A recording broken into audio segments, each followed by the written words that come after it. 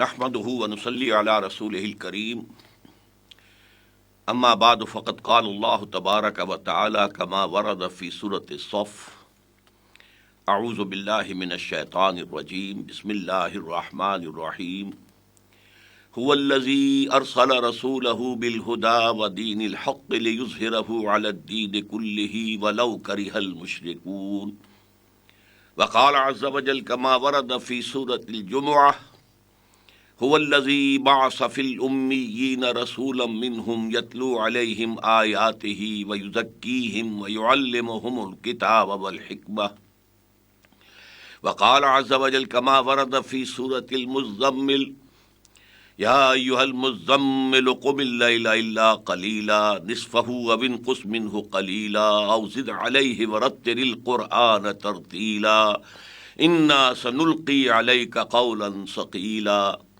وقال جل وعلا كما ورد في نفس السورة إن ربك يعلم أنك تقوم أدنى من ثلثي الليل ونصفه وثلثه وطائفة من الذين معك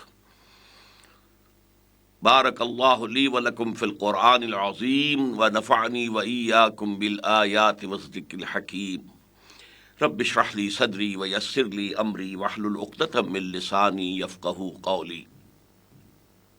معزز ناظرین اور محترم خواتین، السلام علیکم ورحمۃ اللہ وبرکاتہ۔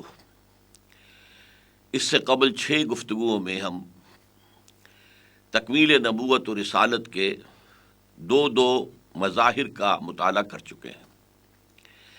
اب آج میں اس سلسلے کی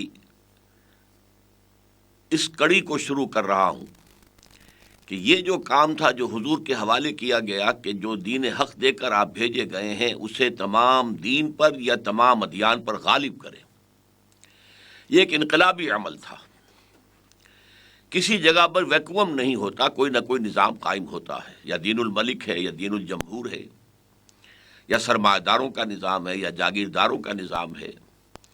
تو اگر آپ اسلام کے نظام کو، دین حق کو نافذ کرنا چاہتے ہیں تو پہلے سے ایگزسٹنگ نظام ہے اس کو جڑ سے اکھیڑنا ہوگا، اور اس کی جگہ پر دوسرا انقلاب لا کر اور دوسرا نظام قائم کرنا ہوگا۔ اسی کا نام انقلاب ہے، ریولوشن ہے۔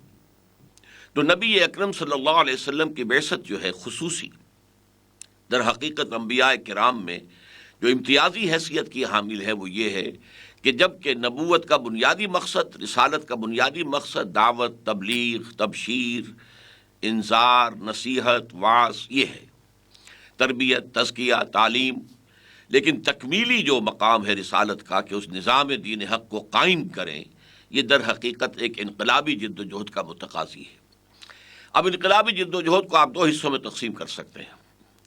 پہلے ایک ایسی جماعت تیار کی جائے، انقلابی جماعت، جس کے رگ و پے میں وہ نظریات جو ہیں جن پر کہ انقلاب مبنی ہوگا وہ سرایت کر جائیں، ریشے ریشے کے اندر وہ سرایت کر جائیں، اور انہیں پورا یقین ہو، کنوکشن ہو، پھر ڈیڈیکیشن ہو، فل کمٹمنٹ ہو کہ اس کے لیے انہیں تن من دھن سب نثار کر دینا ہے۔ یہ طاقت اگر معتدب مقدار میں میسر آ جائے تو پھر اس نظام سے جو غلط نظام ہے، باطل نظام ہے، ظالم نظام ہے، استحصالی نظام ہے اور لوگوں میں تفریق کرنے والا نظام ہے، مستضعفین اور مستکبرین کا نظام ہے، اور وہ کہ جو مرفع الحال لوگوں کا اور غربا کا یہ جو فرق اور امتیاز جہاں پر قائم رکھا جا رہا، اس نظام کو ختم کر کے نظام حق قائم کریں کہ جو معتدل ہے، منصفانہ ہے، اور جس میں ہر ایک کے، عورتوں کے، مردوں کے، مزدوروں کے، ملوں کے مالکوں کے، حاکموں کے، محکوموں کے، سب کے حقوق معین کر دیے گئے۔ اس کے لیے پہلے ایک جماعت تیار کرنا۔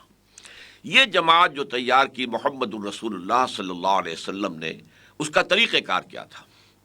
ظاہر ہے کہ بعد میں جو جنگیں ہوئیں، جو مقابلے ہوئے، وہ تو سب کو معلوم ہے، لیکن وہ لوگ کہاں سے آئے، وہ افراد کہاں سے لیے گئے، کیسے انہیں تیار کیا گیا، کیسے ان کی تربیت کی گئی؟ وہ 313 جو غزوہ بدر میں کھڑے نظر آ رہے ہیں، وہ 3000 یا 1000 کے جو غزوہ احد کے اندر آ گئے ہیں، اور اسی طریقے سے وہ 30,000 جو غزوہ تبوک میں ساتھ تھے حضور کے، یہ کیسے پروکیور کیے گئے، کیسے حاصل کیے گئے، پھر کیسے تربیت دی گئی، کیسے انہیں منظم کیا گیا۔ اس ضمن میں نے آج خاص طور پر جس آیت مبارکہ کا حوالہ دیا ہے وہ سورہ جمعہ کی آیت نمبر 2 ہے۔ هو الذی بعث فی الامیین رسولا منہم، وہی ہے اللہ جس نے اٹھایا ہے، مبعوث کیا ہے امیین میں سے، وہ لوگ کہ جو ان لیٹرڈ تھے، جو پڑھے لکھے نہیں تھے، یا جن کے پاس کوئی کتاب کوئی شریعت نہیں تھی۔ کہنے کو تو وہ کہتے تھے کہ ہم حنیفی ہیں، حضرت ابراہیم کے دین پر ہیں، لیکن کوئی صحیفہ ابراہیمی موجود ان کے پاس نہیں تھا، کوئی سماوی کتاب ان کے پاس نہیں تھی، تو اس اعتبار سے گویا کہ وہ دینی اعتبار سے بھی اور دنیاوی اعتبار سے بھی ان پڑھ لوگ تھے۔ تو هو الذی بعث فی الامیین رسولا منہم، وہی اللہ جس نے کہ اٹھایا ان امیین میں سے ایک رسول جو انہی میں سے ہے، یعنی جو انہی کی زبان بولتا ہے، جو ان کے ہاں 40 برس تک زندگی گزار چکا ہے، جس کے شب و روز سے وہ واقف ہیں، جس کی سیرت و کردار کا انہیں تجربہ ہے، وہ کوئی اجنبی نہیں ہے۔ وہ کیا کرتا ہے؟ یتلو علیہم آیاتہ، سب سے پہلے کام یہ کرتا ہے کہ ان کو اللہ کی آیات جو ہے پڑھ کر سناتا ہے۔ دوسرا کام کیا کرتا ہے؟ وہ یزکیہم، پھر ان کا تزکیہ کرتا ہے، انہیں پاک کرتا ہے، انہیں رذائل اخلاق سے ہیں ان سے پاک صاف کر کے جو بھی فضائل اخلاق ہیں ان سے وہ مرصع کرتا ہے اور ان سے ان کو سجاتا ہے، ان کی سیرتوں کو اور کردار کو۔ تیسرا کام وَيُعَلِّمُهُمُ الْكِتَابَ، پھر انہیں کتاب کی تعلیم دیتا ہے، شریعت کی تعلیم دیتا ہے۔ کتاب کا لفظ قرآن مجید میں عام طور پر شریعت کے لیے آتا ہے، اس لیے کہ جب کوئی شے فرض کی جاتی ہے تو کتب کا لفظ آتا ہے، کتب علیکم الصیام، کتب علیکم القتال۔ تو کتاب وہ ہے کہ جس میں چیزیں فرض کر دی جاتی ہیں، یہ تمہارے لیے لازم ہے۔ اور حکمت، آخری درجہ کیا ہے کہ وہ حکمت کی تعلیم بھی دیتا ہے۔ تو یہ پروسیس ہے کہ جس کے ذریعے سے محمد الرسول اللہ صلی اللہ علیہ وسلم نے ایک جماعت حاصل کی، لوگوں کو کھینچا اور ان کو پھر منظم کر کے ایک جماعت کی شکل اختیار دی۔ اس اعتبار سے اس بات نوٹ کرنے کی ہے کہ جیسے کہ میں بتا چکا ہوں کہ یہ الفاظ 3 مرتبہ قرآن میں آئے، هو الذی ارسل رسولہ بالہدی ودین الحق لیظہرہ علی الدین کلہ۔ اسی طرح یہ الفاظ جو اس آیت کے ہیں، سورہ جمعہ کی آیت نمبر 2 کے، یہ بھی 4 مقامات پر قرآن میں آئے۔ ان کی اہمیت کا اندازہ کیجئے۔ سورہ بقرہ کے 15ویں رکوع میں حضرت ابراہیم اور حضرت اسماعیل جب خانہ کعبہ کی دیواریں اٹھا رہے تھے، بلند کر رہے تھے، وَإِذْ يَرْفَعُ إِبْرَاهِيمُ الْقَوَاعِدَ مِنَ الْبَيْتِ وَإِسْمَاعِيلُ، اس وقت دعائیں کر رہے تھے، ربنا تقبل منا انک انت السمیع العلیم، پروردگار یہ جو ہم خدمت کر رہے ہیں تیرے دین کے لیے، تیری توحید کا مرکز بنانے کے لیے، ہماری جانب سے اس خدمت کو، اس مشقت کو قبول فرما۔ ربنا وجعلنا مسلمین لک، اور پروردگار ہم دونوں کو اپنا فرما بردار بندہ بنائے رکھ، ابراہیم اور اسماعیل علیہ السلام۔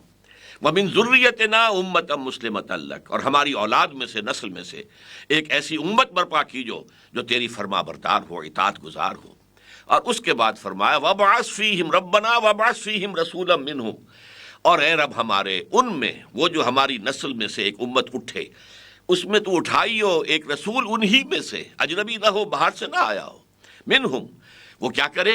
یتلو علیہم آیاتک، انہیں تیری آیات پڑھ کر سنائے، وَيُعَلِّمُهُمُ الْكِتَابَ وَالْحِکْمَةَ، کتاب و حکمت کی تعلیم دے، وَيُزَکِّیہم، ان کا تزکیہ کرے۔ یہاں تھوڑی سی ترتیب مختلف ہے، جو دعا ہے حضرت ابراہیم اور حضرت اسماعیل علیہ السلام کی، لیکن اس کے بعد 3 دفعہ جو مزید مضمون آیا ہے اس میں ایک ہی ترتیب ہے۔ وہ ترتیب کیا ہے؟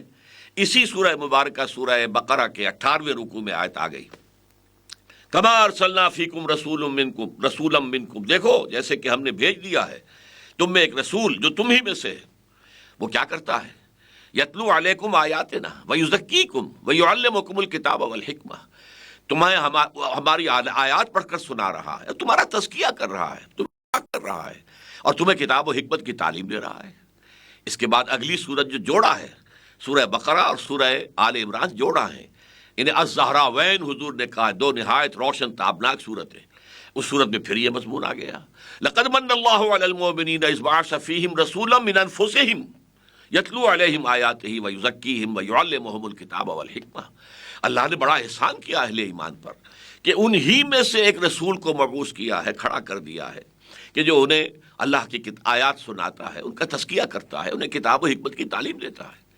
4تھی مرتبہ اب یہ سورہ جمعہ میں آیا ہے، اور یہاں یہ سورہ صف سے جڑ کر جب آئی ہے سورت، تو سورہ صف میں حضور کا مقصد بعثت مرکزی آیت کیا ہے؟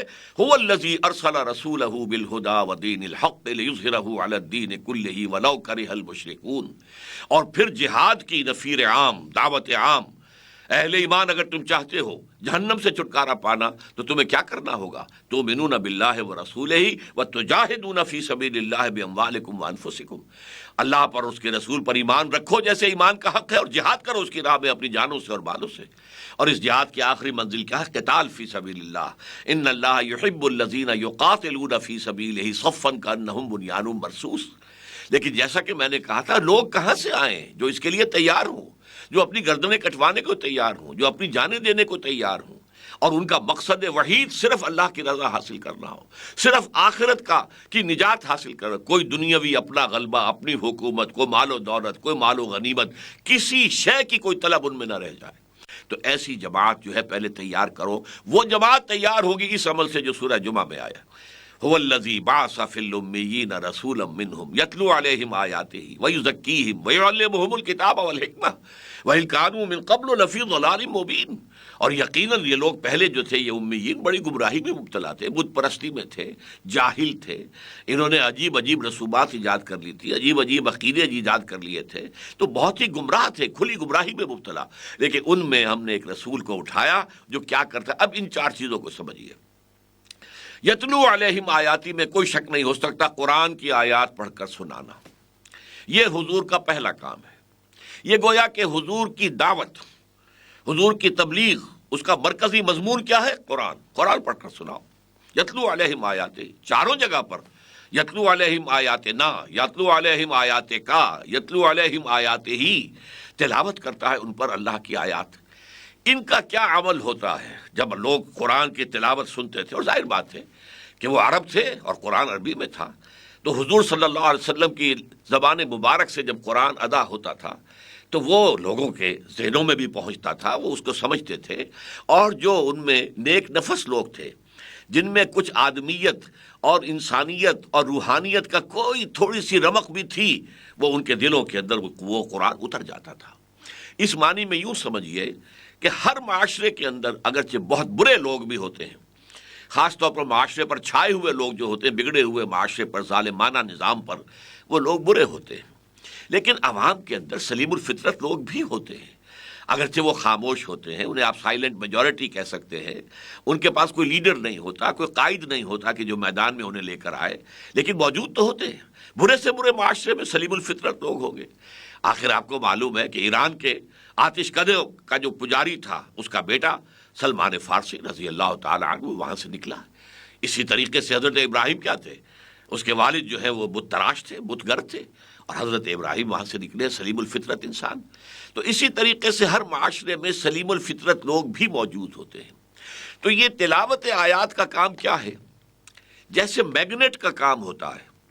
ہم نے جب ہائی اسکول میں تعلیم حاصل کر رہے تھے تو غالباً 5ویں میں سائنس جو ہے شروع ہوئی تھی، اور سائنس کا پہلا تجربہ جو ہمیں کرایا گیا وہ کیا تھا کہ ایک مرکب دے دیا گیا جس میں لوہ چون بھی ہے، لوہے کا برادہ، اور لکڑی کا برادہ بھی، اور وہ ملا ہوا ہے۔ اب انہیں علیحدہ کرو، کیسے کریں؟ ایک ایک ذرہ چنے، ایک ایک برادے کا ٹکڑا علیحدہ کریں، کوئی اور طریقہ آسان ہے؟ ہاں ہے۔ ایک میگنیٹ لے لو، مقناطیس لے لو، وہ اس میں پھیرو، لوہے کے ذرات اور ٹکڑے اس کے چمٹ جائیں گے، برادہ رہ جائے گا۔ اسی طریقے سے قرآن وہ میگنیٹ ہے جو اس معاشرے کے اندر سے سلیم الفطرت لوگوں کو کھینچ لیتا تھا۔ سلیم الفطرت لوگ آئے، لپک کر آئے، ربنا اننا سمعنا منادیا ینادی للایمان ان آمنوا بربکم فآمنا، پروردگار ہم نے ایک پکارنے والے کی پکار کو سنا کہ وہ ایمان کی ندا لگا رہا ہے، ایمان لاؤ اپنے رب پر، ہم ایمان لے آئے۔ تو یہ جو ایک طبقہ تھا، تو حضور صلی اللہ علیہ وسلم کا پہلا کام کیا تھا کہ اس معاشرے کے اندر جو بھی کچھ لوگ ہوں سلیم الفطرت، جن کے اندر آدمیت جو ہے وہ ابھی بالکل ختم نہ ہو گئی ہو، جن کی شخصیتیں کلیتاً پرورٹ نہ ہوئی ہوں، مسخ نہ ہو گئی ہوں، جن کے اوپر مفادات اور چودراہٹوں اور دنیاوی مصلحتوں کے پردے گہرے نہ ہوں، ان کو کھینچنے کے لیے قرآن کو ایک میگنیٹ کے ذریعے سے، لہذا حضور جہاں جاتے تھے قرآن پڑھ کر سناتے تھے۔ آپ نے کہیں اپنی لمبی تقریریں نہیں کی، جائے اور قرآن سنایا، کہتے تھے دیکھو میرے پاس ایک کلام ہے، میں وہ تمہیں سنانا چاہتا ہوں۔ اور وہ ابو لہب جو ہے پیچھے پیچھے جاتا تھا، اور وہ اپنے کانوں کے اندر اس نے روئی ٹھوسی ہوتی تھی، اور لوگوں سے بھی کہتا تھا لوگوں دیکھو بس سننا اس کی بات جو ہے یہ جادوگر ہے، اس کی بات میں جادو ہے، یہ تمہیں مسخر کر لے گا، یہ تمہیں تمہاری بیویوں سے علیحدہ کر دے گا، جادوگر ہے یہ۔ لیکن بہرحال اس قرآن کے ذریعے سے جو سلیم الفطرت لوگ نبی اکرم صلی اللہ علیہ وسلم کے گرد جمع ہو گئے، یہ گویا کہ سٹارٹنگ کیپٹل تھا محمد الرسول اللہ صلی اللہ علیہ وسلم کے لیے، کہ جس سے انہیں ایک انقلابی جد و جہد کے لیے جماعت تیار کرنی تھی۔ اب اس جماعت کے تزکیے کا کام تھا۔ ظاہر بات ہے کہ وہ اسی معاشرے میں تھے، اس معاشرے میں جو خرابیاں تھیں کسی نہ کسی درجے میں ان میں بھی موجود تھیں، عملی خرابیاں، اخلاقی خرابیاں، رسومات ان کے اندر تو تھے۔ وہ اب ان سے پاک کرنا ہے۔ ان کے سامنے پہلے یا اللہ کی محبت اور واحد اللہ کی توحید موجود نہیں تھی۔ اسی طریقے سے ان کے سامنے آخرت کا کوئی تصور نہیں تھا۔ یہ پتہ ہی نہیں تھا کہ ہمیں مرنے کے بعد جی اٹھنا ہے، اپنے رب کے حضور میں حاضر ہونا ہے۔ ان کے سامنے کوئی نبوت کا، رسالت کا، کتابوں کا کوئی تصور نہیں تھا۔ اب جب یہ چیزیں آئی ہیں تو اب ان کے ذریعے سے ان کا تذکرہ ہو رہا ہے، اس تزکیہ ہو رہا ہے۔ یوں سمجھیے کہ جیسے سونا ہے زمین سے نکلتا ہے تو وہ خالص نہیں ہوتا، اس کے ساتھ امپیورٹیز لگی ہوتی۔ سونے کی اور ہے، اس کو آپ صاف کریں گے سونا بن جائے گا۔ چاندی کی اور ہے، اسے صاف کریں گے چاندی بن جائے گی۔ لوہے کی اور ہے، اسے صاف کریں گے لوہا بن جائے گا۔ اس کو پھر آپ بہت سی قسموں کے سٹیلز کے اندر ڈال لیجئے۔ تو اسی طریقے سے حضور نے فرمایا الناس کالمعادن، لوگ بھی معدنیات کی طرح ہیں۔ خیرکم خیارکم فی الجاہلیت خیارکم فی الاسلام، تم میں جو لوگ جاہلیت کے دور میں یعنی مجھ پر نبوت کے ظہور سے قبل جو لوگ تھے اچھے تھے، وہی اسلام میں بھی آ کر اچھے ہوئے۔ وہ سونا تھا تو سونا بن گئے، لیکن اس سونے کے اندر ابھی امپیورٹیز ملی ہوئی تھی، آ کر میں نے تزکیہ کیا، انہیں پاک کر دیا، انہیں صاف کر دیا۔ اس تزکیے کا عمل کیا ہے اس کو بھی سمجھ لیجئے کہ اس کا بھی ہتھیار جو ہے قرآن ہے۔ قرآن کو اندر اتارو، اپنے وجود میں اتارو، اپنے فہم میں اتارو، اپنے فکر میں اتارو، اپنے قلب میں اتارو، اپنے دل کو منور کرو قرآن سے۔ تو اندر جب تمہارا منور ہو جائے گا قرآن کے ذریعے سے، تو جو تاریکیاں ہیں خود بخود چھٹ جائیں گی، جو گندگیاں ہیں تمہارے ساتھ لگی ہوئی آلودگیاں ہیں وہ ہٹ جائیں گی، دھل جائیں گی۔ جیسے آپ دیکھتے ہیں کہ پت جھڑ کے موسم میں درختوں کے پتے خود بخود جھڑ جاتے ہیں، اس کے لیے آپ کو کوئی محنت نہیں کرنی ہوتی۔ اسی طریقے سے جب اندر ایمان چلا جائے گا تو ایمان کے نتیجے میں اندر جو نور پیدا ہوگا، یہ نور ایمان جو ہے جو قلب میں ہوتا ہے، اس نور ایمان کا پھر پورے وجود کے اندر سرایت کر جانا ہوتا ہے۔ پھر جسے فرائڈ کہتا ہے اڈ اینڈ لبیڈو، اور اس کے اوپر ایگو، اور ایگو پر سپر ایگو۔ یہ قرآن جو ہے ایگو اور سپر ایگو کو ایکٹیویٹ کر دیتا ہے، اور یہ دونوں جو ہے یہ اڈ اور لبیڈو کو جو ہے دبا لیتے ہیں۔ تمہاری جو نفسانی تقاضے ہیں ان کو کنٹرول کرو، تمہارے جو اینیمل انسٹنکٹس ہیں انہیں کنٹرول میں رکھو، دولت کی محبت کو دلوں سے نکال دو، حب دنیا، حب جاہ، حب اقتدار، حب دولت، ان سب چیزوں سے اپنے آپ کو پاک کرو۔ جو بھی رذائل اخلاق اگر کوئی ہیں ان سے اپنے دامن کردار کو دھو ڈالو، اور اس کا سب سے بڑا ذریعہ قرآن حکیم ہے۔ اسی لیے سورہ یونس میں فرمایا یا ایھا الناس قد جاءتکم موعظۃ من ربکم وشفاء لما فی الصدور، اے لوگوں دیکھو اس قرآن کی شکل میں تمہارے پاس تمہارے رب کی طرف سے نصیحت اور موعظت بھی آ گئی ہے، اور شفا ہے جو تمہارے دلوں کے اندر جو روگ ہیں، بیماریاں ہیں۔ اس سے مراد انجائنا نہیں ہے، تھرومبوسس نہیں ہے، ہارٹ اٹیک والی بیماری نہیں۔ بیماری کیا ہے؟ تکبر، حسد، حب دنیا، حب مال، حب جاہ، یہ ساری چیزیں اصل بیماریاں ہیں۔ ان بیماریوں سے پاک کرتا ہے قرآن، اندر جاتا ہے۔ جیسے کہ اقبال نے کہا ہے چوں بجاں در رفت جہاں دیگر شود، جہاں چو دیگر شد جہاں دیگر شود۔ یہ قرآن جب انسان کے اندر اتر جاتا ہے، سرایت کرتا ہے، تو انسان کے اندر کی شخصیت بدل جاتی ہے، تک اس کے اندر انقلاب آ جاتا ہے۔ یہ اندرونی انقلاب ہے جو پھر بیرونی انقلاب کا پیش خیمہ بنتا ہے۔ پھر عالمی انقلاب کی بنیاد بھی یہی ہے، وہ تبدیلی، وہ انقلاب جو انسان کے باطن میں آ جائے۔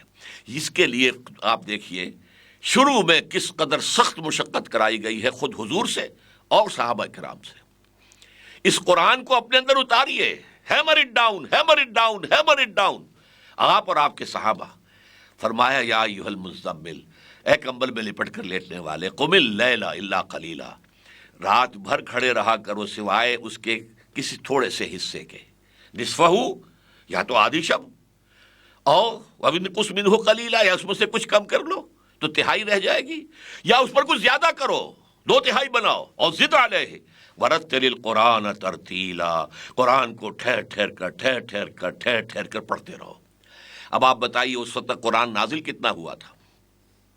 ابھی تو ابتدا تھی نزول کی۔ گویا کہ وہی آیات پڑھتے رہو پڑھتے رہو پڑھتے رہو پڑھتے رہو، تکرار کرو، hammer it down hammer it down hammer it down. کیوں؟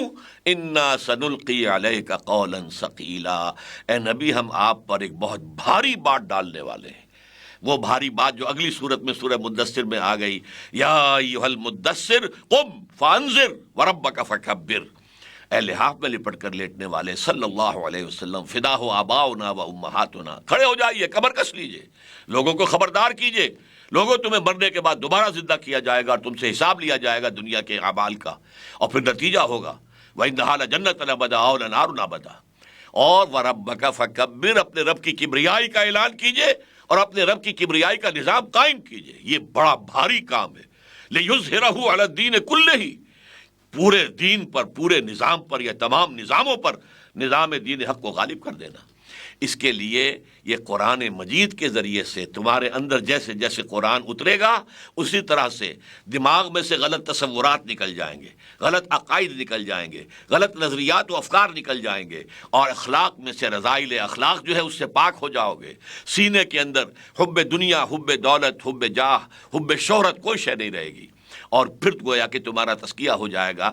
چنانچہ اسی سورہ مزمل میں پھر دوسرے رکوع میں جو ایک ہی آیت پر مشتمل ہے وضاحت کر دی گئی، ان ربک یعلم انک تقوم ادنی من ثلثی اللیل ونصفہ وثلثہ وطائفۃ من الذین معک، اے نبی آپ کا رب خوب جانتا ہے کہ آپ اور آپ کے ساتھی کھڑے رہتے ہیں 2/3 شب یا نصف شب یا 1/3 شب، ہمارے علم میں ہے۔ یہ تھی وہ تربیت اور تزکیے کی شدید ترین مشقت آمیز جو ہے تلقین کی گئی ہے۔ اس کے بعد کچھ عرصے کے بعد جب نماز پنجگانہ فرض ہو گئی تو پھر یہ قیام اللیل کے اندر سہولت دے دی گئی۔ اب جو جتنا کھڑا ہو سکتا ہو، یہ نہیں کہ کم سے کم 1/3 شب ضرور کھڑا رہے، ورنہ آدھی شب، ورنہ اور 2/3 شب، بلکہ یہ ہے کہ اب آپ نماز قائم کریں۔ اقم الصلاۃ لدلوک الشمس الی غسق اللیل وقرآن الفجر ان قرآن الفجر کان مشہودا ومن اللیل فتہجد بہ نافلۃ لک۔ ایک تو نماز قائم کرو، سورج کے ذرا ڈھلنے سے شروع ہو کر رات کے تاریک ہونے تک، یہ پے بپے 4 نمازیں آ رہی ہیں، ظہر آ گئی، عصر آ گئی، مغرب آ گئی، عشاء آ گئی، اور پھر قرآن الفجر، خاص طور پر فجر کی نماز جو ہے اس میں طویل قرات ہو، قرآن پڑھا جائے طویل قرات کے ساتھ، اور اس کے بعد فرمایا رات کے ایک حصے میں بھی جاگا کرو اور تہجد پڑھو، لیکن اس قرآن کے ساتھ، وَمِنَ اللَّيْلِ فَتَہجد بِهِ، یہ نہیں کہ بس جلدی جلدی 8 رکعتیں پڑھ لی ہیں صرف قل هو اللہ کے ذریعے سے پھر بیٹھ کر تسبیح کر، نہیں، اصل میں تو یہ ہے زیادہ سے زیادہ قرآن یاد کرو اور زیادہ سے زیادہ قرآن پڑھو۔ حضور کا تو یہاں تک آتا ہے، حضرت عبداللہ ابن عباس غالباً فرماتے ہیں کہ ایک دفعہ مجھے شوق ہوا کہ میں حضور کے ساتھ جا کر رات کی جو نماز ہے اس میں شریک ہو جاؤں۔ چلے گئے، غالباً ان کی خالہ کا گھر تھا جس میں حضور اس وقت جو ہے شب باشی فرما رہے تھے۔ حضور رات کو کھڑے ہوئے، یہ بھی کھڑے ہو گئے۔ اب حضور نے سورہ فاتحہ کے بعد سورہ بقرہ پڑھی، اب یہ سوچ رہے ہیں کب رکوع کریں گے، پھر سورہ آل عمران پڑھی۔ انہوں نے یہ کہا کہ میرا جی بھی چاہا میں نماز توڑ کے چلا جاؤں۔ اس کے بعد آپ نے سورہ نساء پڑھی، یوں سمجھیے پوری جو ہے پہلی منزل حضور صلی اللہ علیہ وسلم نے 1 رکعت میں پڑھی ہے۔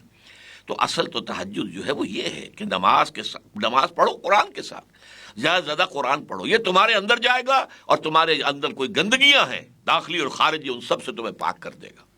تو یہ ہے پہلا مرحلہ اس انقلابی جماعت کے تیار کرنے کا جن کے رگ و پے میں ایمان سرایت کر گیا، اللہ پر یقین اور اللہ کی محبت، اللہ انہیں ہر دوسری شے سے، ہر شے سے محبوب تر ہو گیا۔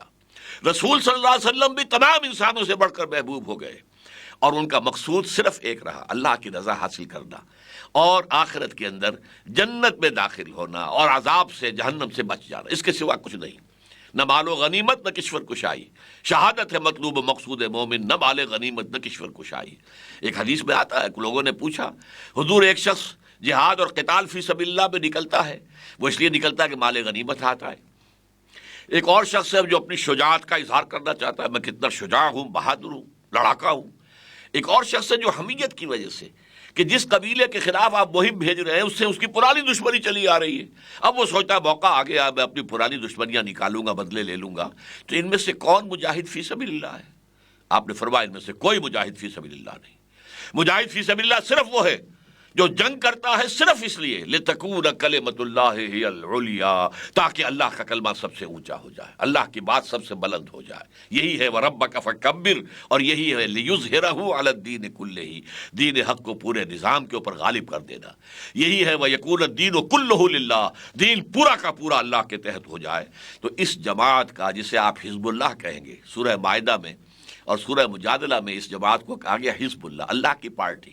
اولئک حزب اللہ الا ان حزب اللہ هم المفلحون، یہ لوگ ہیں جن کے رگ و پے میں ایمان سرایت کیے ہوئے یقین والا ایمان، جن کی سیرتیں اب بے داغ ہو گئی ہیں، دھل گئی ہیں، صاف ہو گئی ہیں، اور جو اگلا مرحلہ جو ہے اس کو انشاءاللہ تعالی اگلے خطاب میں بیان کروں گا، جو منظم ہو گئے ہیں، جو سم و تعات کے خوگر ہو گئے، اور جو تن من دھن سب کچھ قربان کر دینے کے لیے تیار ہیں۔